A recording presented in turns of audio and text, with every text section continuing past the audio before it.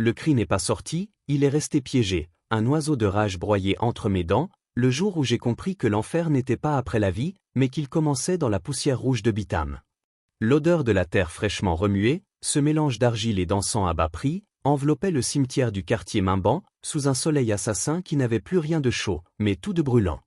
Ella Eban, l'étudiant en santé qui rêvait des grands centres hospitaliers universitaires comme le CHU de Libreville, n'était plus qu'un jeune homme de 23 ans, les genoux enfoncés dans la boue sèche, les poings serrés autour de la terre humide que l'on venait de jeter sur le cercueil de maman Adèle.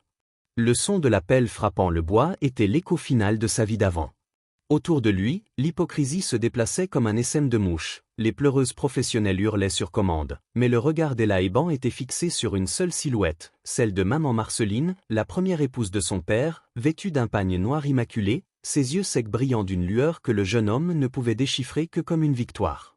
Le père, M.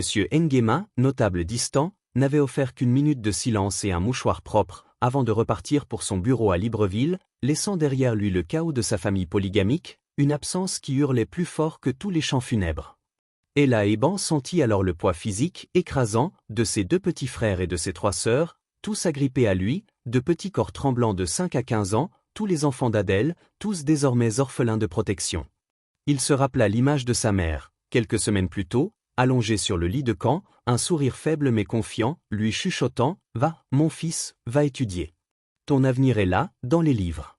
Moi, je te donnerai la force d'ici. » Elle avait posé sa main sur sa poitrine, là où battait son cœur d'étudiant plein d'ambition.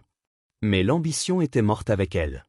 Le soir même, dans le petit Nzimba, le domaine familial, qui sentait désormais le vide et le regret, Eban ouvrit le petit coffre sculpté de sa mère, le seul meuble qui lui appartenait vraiment.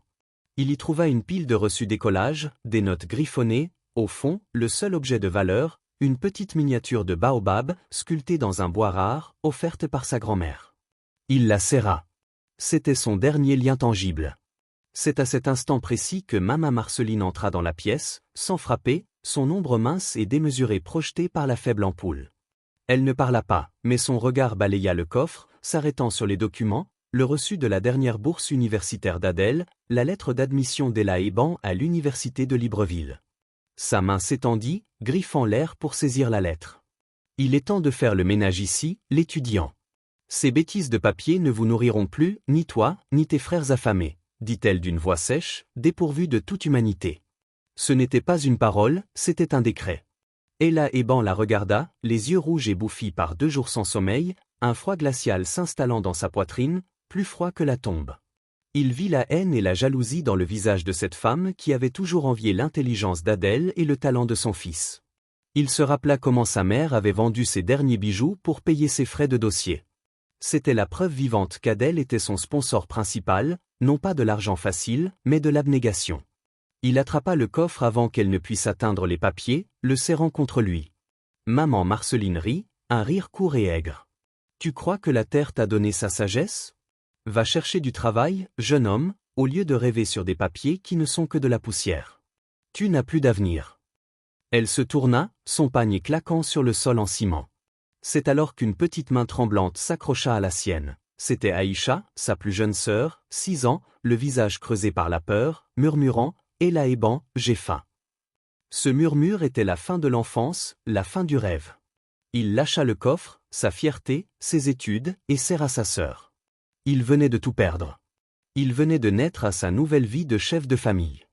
Mais tandis qu'il se levait pour affronter la nuit et l'appétit de sa sœur, son pied buta contre le baobab sculpté. Il le ramassa. Dans le silence absolu de la maison, une idée, aussi lumineuse que terrifiante, traversa son esprit. Il y avait une chose que maman Marceline n'avait pas réussi à détruire.